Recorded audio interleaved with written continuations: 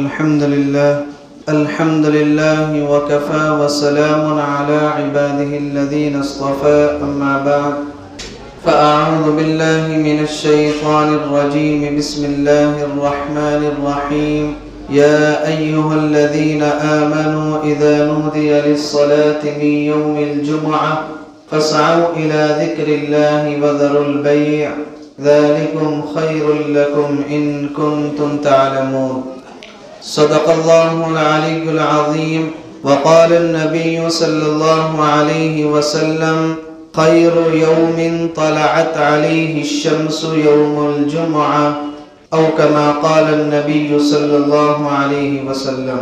محترم بزرگوں اور عزیز ساتھیوں، اللہ رب العزت نے بعض چیزوں کو بعض چیزوں پر فضیلت عطا فرمائی ہے۔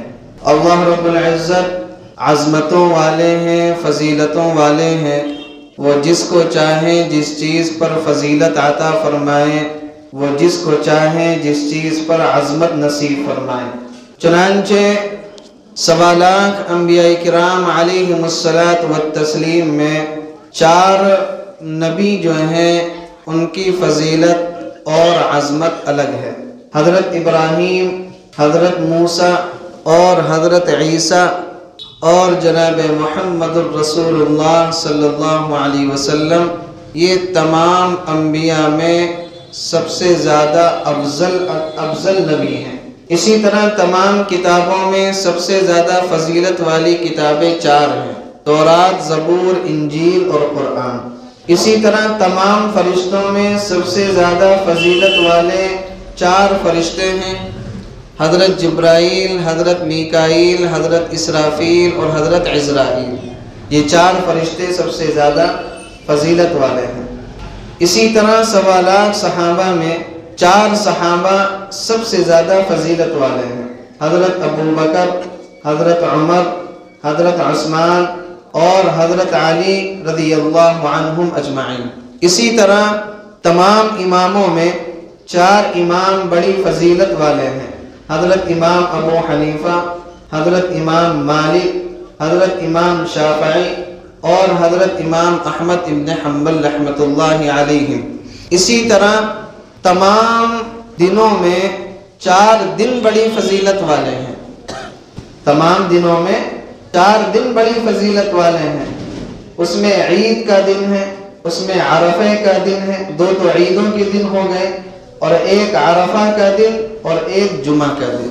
اسی طرح تمام راتوں میں 4 راتیں بڑی فضیلت والی ہیں: شب قدر ہیں، شب براءت ہیں، اور لیلۃ العید ہیں، اور لیلۃ الجمعہ ہے۔ یہ تمام راتوں میں یہ 4 رات سب سے زیادہ فضیلت والی ہیں۔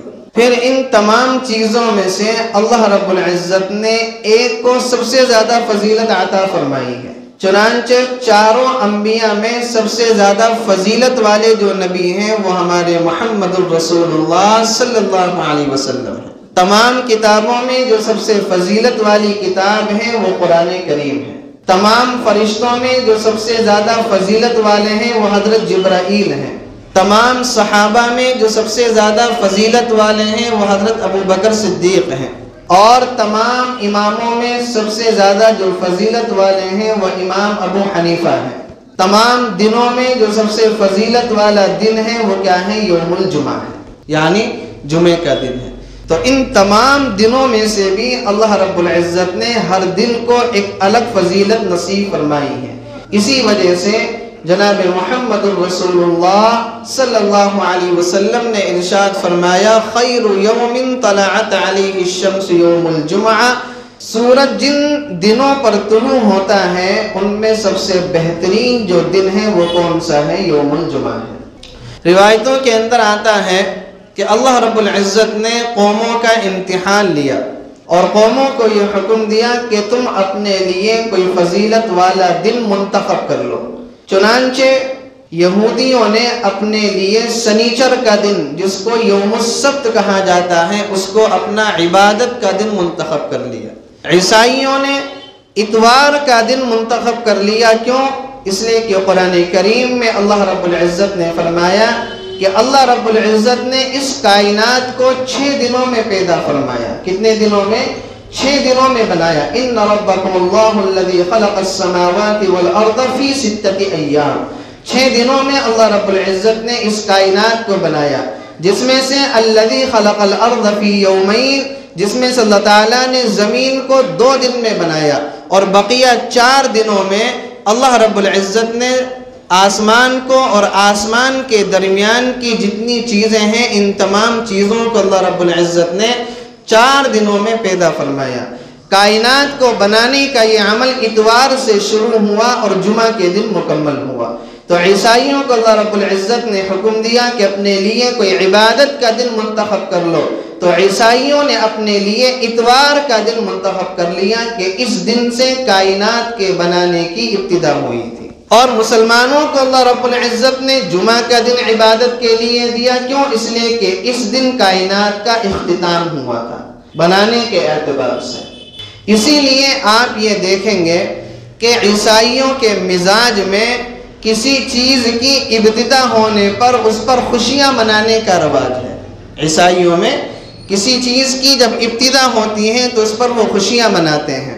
آپ دیکھ لیں کہ وہ 25 دسمبر کو غالباً حضرت عیسیٰ علیہ السلام کا برتھڈے مناتے ہیں، اور اپنے بچوں میں اور اپنے گھر والوں میں جب کوئی پیدا ہوتا ہے تو اس کا کیا ہے، وہ برتھ ڈے مناتے ہیں. کیوں؟ اس لیے کہ ان کے مزاج میں یہ ہے کہ جب کسی چیز کی ابتدا ہوتی ہے تو اس کو وہ خوشی کا دن مناتے ہیں.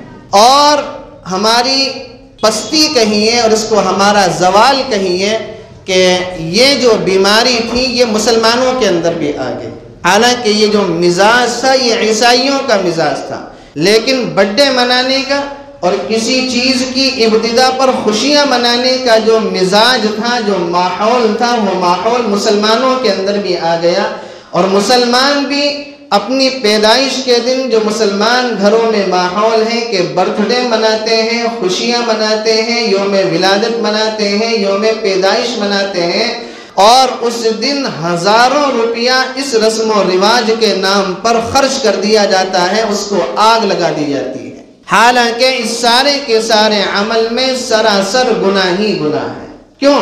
اس لیے کہ یہ جو طریقہ آیا ہے یہ عیسائیوں کی طرف سے آیا ہے. مسلمانوں کا مزاج کیا ہے کہ مسلمان کا جب اختتام ہوتا ہے کسی چیز کے اعتبار سے تو وہ اس دن خوشی مناتا ہے. آدمی کے کسی عزیز و اقارب کا انتقال ہو جائے، ظاہری اعتبار سے تو وہ غمزدہ ہوتا ہے، لیکن اس کو ایک خوشی بھی ہوتی ہے. خوشی کس چیز کی ہوتی ہے کہ حدیث شریف کے اندر اللہ کے نبی نے ارشاد فرمایا کہ اللہ رب العزت کے درمیان اور بندے کے درمیان ملاقات میں جو حجاب بنی ہوئی ہوتی ہے وہ موت ہوتی ہے.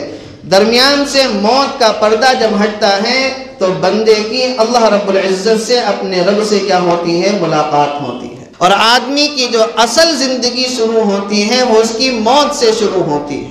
اصل زندگی جو آدمی کی شروع ہوتی ہے وہ اس کی موت سے شروع ہوتی ہے. موت سے پہلے کی زندگی کا تو کوئی اعتبار نہیں ہے. اصل زندگی وہ آخرت کی زندگی ہے جو لامحدود زندگی ہے، جس کی کوئی حد متعین نہیں ہے. اسی لیے آپ نے حدیثوں کے اندر سنا ہوگا کہ حضرت ابراہیم علیہ السلام کے پاس جب موت کا فرشتہ آیا تو کہنے لگا کہ ہم آپ کو لینے کے لیے آئے ہیں، آپ کی روح نکالنے کے لیے آئے ہیں. تو حضرت ابراہیم علیہ السلام نے اس موت کے فرشتے سے یہ کہا کہ کس کی طرف سے آئے ہو؟ کہا کہ اللہ کی طرف سے آیا ہوں. تو حضرت ابراہیم نے فرمایا کہ بھلا کیا کوئی دوست اپنے دوست کی روح بھی نکالتا ہے، اس کو موت بھی دیتا ہے؟ وہ فرشتہ اللہ رب العزت کے پاس گیا. حضرت ابراہیم کہتے ہیں خلیل اللہ تھے، اللہ تعالیٰ کے جگری دوست. خلیل کہتے ہیں جگری دوست کو. تو خلیل اللہ تھے. موت کا فرشتہ اللہ رب العزت کے پاس گئے اور کہا کہ حضرت ابراہیم نے یہ کہا ہے. اللہ تعالیٰ نے فرمایا کہ حضرت ابراہیم سے یہ کہنا کہ بھلا کیا کوئی دوست اپنے دوست سے ملاقات کرنے کے لیے بھی منع کرتا ہے؟ چنانچہ موت کا فرشتہ آیا اور حضرت ابراہیم علیہ السلام سے کہا کہ اللہ رب العزت یہ فرماتا ہے کہ بھلا کوئی دوست بھی اپنے دوست سے ملاقات کرنے کے لیے منع کرتا ہے؟ فرمانے لگے کہ مجھے فوراً لے کر چلو. تو یہ موت جو ہے یہ بندے اور رب کے درمیان میں ایک حجاب ہے. جیسے ہی یہ حجاب ہٹتا ہے بندے کی اپنے رب سے کیا ہوتی ہے؟ ملاقات ہوتی ہے. تو آدمی کے لیے، مسلمان کے لیے جو سب سے خوشی کا دن ہوتا ہے وہ اس کے اختتام کا دن ہوتا ہے. آدمی کو شہادت ملتی ہے تو آدمی کو کتنی خوشی ہوتی ہے کہ فلاں آدمی شہادت کے مرتبے پر فائز ہو گیا. اور شہید ہونا یہ کتنی عظیم بات ہے. شہید ہونا، اللہ رب العزت کے راستے میں اپنی جان کو قربان کر دینا، یہ کتنا عظیم عمل ہے. تو عیسائیوں کا یہ مزاج ہے کہ کسی چیز کی ابتدا ہونے پر وہ خوش ہوتے ہیں، اور مسلمانوں کا یہ مزاج ہے کہ کسی چیز کے اختتام ہونے پر کیا ہے؟ وہ خوشی مناتے ہیں. چنانچہ اللہ رب العزت نے جمعہ کا دن مسلمانوں کی عبادت کے لیے کیا کر دیا؟ منتخب کر دیا. اور جمعہ کے دن کو منتخب کرنے کے پیچھے بھی اللہ رب العزت کی بہت بڑی حکمت ہے کہ جمعہ کا دن، جس کے بارے میں اللہ کے نبی نے ارشاد فرمایا کہ جمعہ کا دن وہ ہے کہ جس دن حضرت آدم کو پیدا کیا گیا، اسی دن حضرت آدم کو سجدہ کرایا گیا، اسی دن حضرت آدم کو اللہ رب العزت نے جنت سے دنیا کے اندر بھیجا، اور اسی دن قیامت قائم ہوگی. جمعہ کے دن کیا ہے؟ قیامت قائم ہوگی. اسی دن اللہ رب العزت قیامت کو کیا ہے؟ برپا کرے گا. تو جمعہ کا دن کیا ہے؟ یہ بڑا عظیم دن ہے، بڑی برکتوں والا دن ہے، بڑی عظمتوں والا دن ہے. ہم لوگ اس کی عظمتوں کو سمجھیں، اس کی برکتوں کا خیال کریں، اور سوچیں کہ اللہ رب العزت نے ہمارے لیے کتنا بہترین دن عطا فرمایا ہے. رسول اللہ صلی اللہ علیہ وسلم نے ارشاد فرمایا، الجمعۃ سید الایام، جمعہ جو ہے وہ تمام دنوں کا سردار ہے. جمعہ کیا ہے؟ تمام دنوں کا سردار ہے. کہ آدمی اس دن نئے کپڑے پہنتا ہے، غسل کرتا ہے، خوشبو لگاتا ہے، اور پھر کیا ہے؟ مسجد میں جمعہ پڑھنے کے لیے کیا ہے؟ جاتا ہے. تو جمعہ کا دن یہ اللہ رب العزت کی طرف سے بڑی فضیلت کا دن ہے. اس سے بڑی اس کی فضیلت اور کیا ہو سکتی ہے کہ اس کے نام سے اللہ رب العزت نے قرآن کریم کے اندر ایک مکمل سورت کو نازل کیا ہے. سورۃ الجمعہ کے نام سے، جو 28ویں پارے کے اندر موجود. اس سے بڑی فضیلت اور کیا ہو سکتی ہے کہ اس کے نام سے اللہ رب العزت نے ایک سورت کو نازل کیا. چنانچہ قرآن کریم میں اللہ رب العزت نے فرمایا، یا ایھا الذین آمنوا اذا نودی للصلاۃ من یوم الجمعہ، اے ایمان والو جب تمہیں جمعہ کے دن اللہ رب العزت کا منادی جب تمہیں پکارے، فسعوا الی ذکر اللہ، تو اللہ رب العزت کے ذکر کی طرف کیا ہے؟ دوڑ پڑو. اللہ رب العزت کے ذکر کی طرف کیا ہے؟ دوڑ لگا دو. اور یہ کن سے کہا جا رہا ہے؟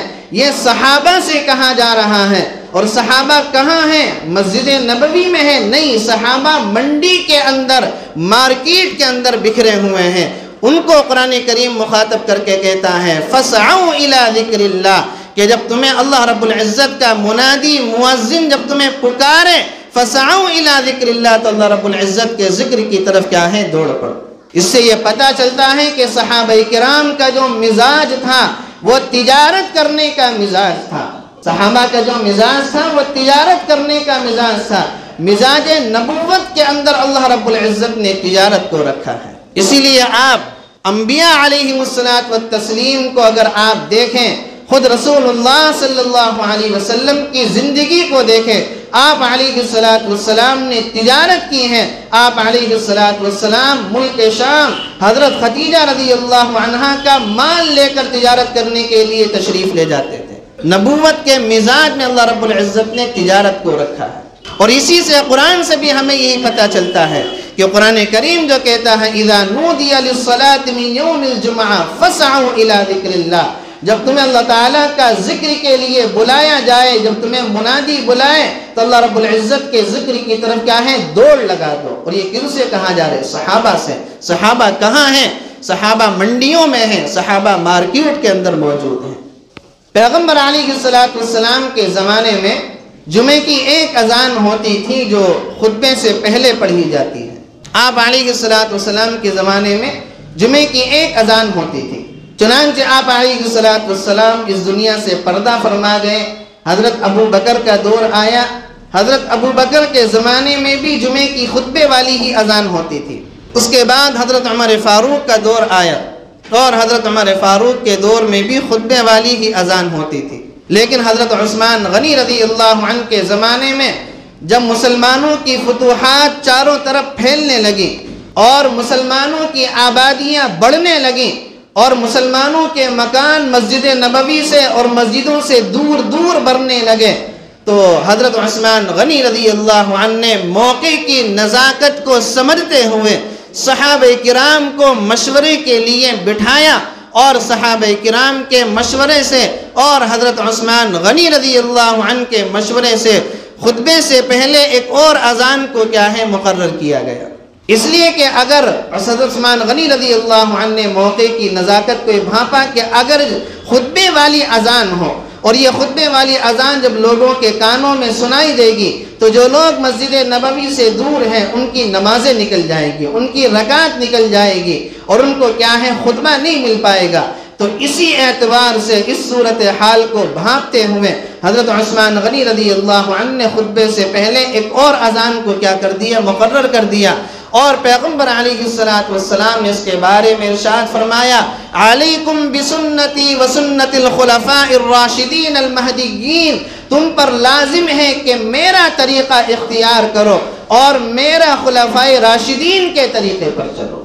اور حضرت عثمان غنی رضی اللہ عنہ خلفاء اربعہ میں سے تیسرے نمبر کے خلیفہ ہیں۔ چنانچہ اللہ رب العزت نے فرمایا کہ جب جمعے کی نماز کے لیے بلایا جائے پہلی والی اذان جو ہے تو مسجد کی طرف دوڑ لگا دو، مسجد کی طرف دوڑ پڑو۔ لیکن ہمارا حال کیا ہے؟ ہمارا حال یہ ہوتا ہے کہ جب مسجد کے اندر جب امام خطبہ دینا شروع کرتا ہے تو ہم مسجد کی طرف دوڑ تب لگاتے ہیں۔ نبی اکرم صلی اللہ علیہ وسلم نے ارشاد فرمایا، جو آدمی جمعہ کے دن مسجد میں اول مرحلے میں جاتا ہے اس کو اونٹ ذبح کرنے کا ثواب ملتا ہے۔ جو جمعہ کے دن مسجد میں اول مرحلے میں جاتا ہے اس کو اونٹ ذبح کرنے کا ثواب ملتا ہے۔ پھر جو دوسرے مرحلے میں جاتا ہے اس کو بچڑا ذبح کرنے کا ثواب ملتا ہے۔ پھر جو تیسرے مرحلے میں جاتا ہے اس کو بکری ذبح کرنے کا ثواب ملتا ہے، اور جو چوتھے مرحلے میں جاتا ہے اس کو مرغ صدقہ کرنے کا ثواب ملتا ہے، اور جو پانچویں مرحلے میں جاتا ہے اس کو اللہ رب العزت کے راستے میں انڈا صدقہ کرنے کا ثواب ملتا ہے۔ اس کے بعد جب امام خطبہ دینا شروع کر دیتا ہے تو مسجدوں کے دروازے پر جو فرشتے موجود ہوتے ہیں جو ہر مسلمان کی انٹری کرتے ہیں کہ یہ اول مرحلے میں آیا یا دوسرے مرحلے میں آیا یا تیسرے مرحلے میں آیا یا چوتھے مرحلے میں آیا، جب امام خطبہ دینا شروع کر دیتا ہے یہ دونوں فرشتے اپنے رجسٹروں کو بند کر دیا کرتے ہیں اور امام کے خطبے کو توجہ سے سنا کرتے ہیں۔ اب آپ بتائیں، جب رجسٹر بند ہو گیا، جب انٹری بند ہو گئی، اب جو آدمی خطبے کے درمیان میں آ رہا ہے فرشتوں کے رجسٹر میں اس آدمی کا کوئی نام موجود ہے؟ اس آدمی کی اس رجسٹر کے اندر کوئی انٹری موجود ہے؟ کوئی انٹری اس کی موجود نہیں۔ جو جمعہ کے دن کی جو سنتیں ہیں ان کی سنتوں میں سب سے پہلی سنت یہ ہے کہ آپ غسل کریں، آپ مسواک کریں، آپ خوشبو لگائیں، اور مسجد میں آپ اول مرحلے میں پہنچیں اور ممبر کے قریب ہو کر بیٹھیں، ممبر کے قریب ہو کر بیٹھیں۔ اور جب یہ آپ 4 کام کریں تو ان 4 کام کو کرنے میں آپ تھوڑا سا مراقبہ یہ کر لیں کہ آج جب میں اپنے ہاتھوں سے غسل کر رہا ہوں، اپنے ہاتھوں سے اپنے جسم پر پانی ڈال رہا ہوں، اپنے ہاتھوں سے صفائی حاصل کر رہا ہوں، ایک دن وہ آئے گا کہ جب میرے جسم پر پانی بہایا جائے گا، جب میرے جسم پر پانی ڈالا جائے گا، اس دن میرے اندر یہ طاقت نہیں ہوگی کہ میں اپنے جسم پر پانی ڈالوں۔ آدمی یہ سوچے، جب آدمی خوشبو لگائے تو آدمی اپنے دل کے اندر یہ گمان کریں کہ آج یہ خوشبو میں اپنے ہاتھ سے لگا رہا ہوں، ایک دن وہ آئے گا کہ جب میرے جسم پر خوشبو کو چھڑکا جائے گا، جب میرے جسم پر خوشبو کی شیشی کو اڈیلا جائے گا، اور اس دن میرے اندر یہ طاقت نہیں ہوگی کہ میں اپنے ہاتھ سے خوشبو کو لگا سکوں۔ آدمی جمعے کے دن نئے کپڑے پہنے، اپنے دل کے اندر یہ تصور پیدا کریں آج یہ نئے کپڑے میں اپنے ہاتھ سے پہن رہا ہوں، ایک دن وہ آئے گا کہ بنا سلے ہوئے کپڑے مجھے پہنائے جائیں گے، ان کپڑوں کے اندر مجھے لپیٹا جائے گا اور میرے اندر یہ استطاعت نہیں ہوگی کہ میں اپنے ہاتھ سے ان کپڑوں کو پہن سکوں۔ جب مسجد کی طرف جائے، جب جمعہ پڑھنے کے لیے جائے تو دل میں یہ خیال کرے آج اللہ رب العزت نے مجھے طاقت دی ہے، آج میرے پیروں میں اللہ رب العزت نے طاقت دی ہے، تو اپنے پیروں پر چل کر میں مسجد جا رہا ہوں۔ ایک دن میری زندگی میں وہ آنے والا ہے کہ لوگ مجھے اپنے کاندھے پر اٹھا کر مسجد کو لے کر جائیں گے، اور میرے جسم میں طاقت نہ ہوگی کہ میں اپنے ہاتھوں سے اور اپنے پیروں سے چل کر مسجد کو جا سکوں۔ یہ تصور جب آپ جمعے کے دن اپنے دل کے اندر پیدا کریں گے تو گناہوں کے راستے سے ہٹیں گے، نیکی کے راستے کی طرف آپ کیا ہے چلیں گے۔ تو جمعے کے دن غسل کریں، مسواک کریں، نیا کپڑا پہنیں، خوشبو لگائیں اور مسجد میں منبر کے قریب ہو کر بیٹھیں۔ اور پیغمبر علیہ السلام نے حدیث شریف میں ارشاد فرمایا، جو آدمی جمعے کے دن تاخیر سے مسجد میں جائے اور لوگوں کی گردنوں کو پھلانگتا ہوا اگلی صفوں میں آ کر بیٹھے، اس نے اپنے اور جہنم کے درمیان میں ایک پل تیار کر لیا ہے۔ اس نے اپنے اور جہنم کے درمیان میں ایک پل تیار کر لیا ہے۔ اس لیے جمعے کے دن اگر آپ آخر میں آ رہے ہوں یا خطبے کے درمیان میں آ رہے ہوں، پچھلی صفوں میں جگہ جہاں ملے وہاں بیٹھ جائیں۔ لوگوں کی گردنوں کو اگر پھلانگیں گے تو خدا کی قسم اللہ کے نبی کی حدیث کے آپ وعید کے مستحق بن جائیں گے، کہ جس کے بارے میں اللہ کے نبی نے فرمایا کہ اس نے اپنے اور جہنم کے درمیان میں پل تیار کر لیا۔ منبر سے قریب ہو کر بیٹھیں۔ اور جمعے کی نماز چھوڑنے والوں کے بارے میں اللہ کے نبی نے ارشاد فرمایا، جس آدمی نے جمعے کی ایک نماز چھوڑی، اللہ رب العزت نامہ اعمال میں اس کو منافق لکھ دیا کرتا ہے، ایک جمعے کی نماز چھوڑنے پر۔ اور اللہ کے نبی نے فرمایا کہ جس نے جمعے کی 3 نمازیں چھوڑی، جس نے جمعے کی 3 نمازوں کو گول کر دیا، اللہ رب العزت اس کے دل پر مہر لگا دیا کرتا ہے، اب اس کے دل پر کوئی بھی اچھی بات اثر انداز نہیں ہوتی۔ اور یہ آدمی کے لیے سب سے بڑی سزا ہے کہ اللہ اس کے دل پر مہر لگا دے، اس لیے کہ دل تمام اعضاء میں سب سے بہترین عضو ہے۔ اگر دل پر مہر لگ گئی تو نہ قرآن کریم کی تلاوت فائدہ دے گی، نہ نماز فائدہ پہنچائے گی، نہ زکوٰۃ فائدہ پہنچائے گی، نہ دین کی کوئی بات اس کے دل پر اثر انداز ہوگی۔ اور یہ جمعے کی نماز جو چھوڑی جاتی ہے کس وجہ سے چھوڑی جاتی ہے؟ دکان کا حرج سمجھا جاتا ہے، بکری کا حرج سمجھا جاتا ہے، کاروبار کا نقصان سمجھا جاتا ہے، کاروبار کے اندر کیا ہے یہ سمجھا جاتا ہے کہ اگر میں نے جمعے کی نماز کو گیا آدھے گھنٹے کے اندر پتہ نہیں میری کتنی سیل ہو جائے گی، تو اسی لیے بہت سارے لوگ کیا ہیں جمعے کی نماز کو چھوڑ دیا کرتے ہیں، حالانکہ اس کے پیچھے اللہ کے نبی کی وعید کتنی زیادہ سخت ہے۔ اس لیے جمعے کی اہمیت کو سمجھیں، جمعے کے دن کی جو فضیلت ہے اس فضیلت کو سمجھیں، اور جمعے کے دن جو کرنے والے کام ہیں ان کاموں کو اختیار کریں۔ اللہ کے نبی نے ارشاد فرمایا، جو آدمی جمعے کے دن جمعے کی نماز کے بعد سورۃ الکہف کی تلاوت کرتا ہے، اللہ رب العزت اس کی زبانوں کے تمام فتنوں سے حفاظت فرماتے ہیں، حتیٰ کہ اگر دجال بھی نکل آئے گا اللہ رب العزت سورہ کہف کو پڑھنے کی برکت کی وجہ سے اس کی دجال کے فتنے سے بھی حفاظت فرمائے گا۔ اور دجال کا فتنہ وہ فتنہ ہے کہ جس فتنے سے تمام انبیاء نے پناہ مانگی ہے، تمام انبیاء نے پناہ مانگی ہے۔ اور دوسرا فائدہ کیا ہوگا؟ پیغمبر علیہ السلام نے فرمایا کہ آدمی کے پیٹ میں جو پھوڑا ہو جاتا ہے اللہ رب العزت اس پھوڑے سے حفاظت فرماتے ہیں۔ جدید زبان میں کہہ لیں کہ پیٹ کے کینسر سے اللہ رب العزت اس کی حفاظت فرماتے ہیں۔ کیا پڑھنے پر؟ سورۃ الکہف کے پڑھنے پر دجال سے حفاظت ہوگی، اور کیا ہے پیٹ کے کینسر سے حفاظت ہوگی۔ اور ایک حدیث میں اللہ کے نبی نے فرمایا، جو آدمی جمعہ کے دن عصر کی نماز کے بعد 80 مرتبہ اللہم صلی علی محمد النبی الامی وعلی آلہ وسلم تسلیما، جو آدمی 80 مرتبہ یہ درود شریف پڑھے گا اللہ رب العزت اس کے 80 سال کو اس کی عبادت کا ثواب دیتے ہیں، اور 80 سال کے اس کے جو گناہ ہوتے ہیں اس کو مٹا دیا کرتے ہیں۔ اللہ تعالیٰ سے دعا ہے کہ کہنے سننے سے زیادہ عمل کرنے کی توفیق نصیب فرمائے، اور جمعہ کی جو فضیلتیں ہیں، اس کی جو عظمتیں ہیں، اس کی جو برکتیں ہیں، اللہ رب العزت ان تمام سے ہمارا بھی حصہ نصیب فرمائے۔ وآخر دعوانا ان الحمد للہ رب العالمین۔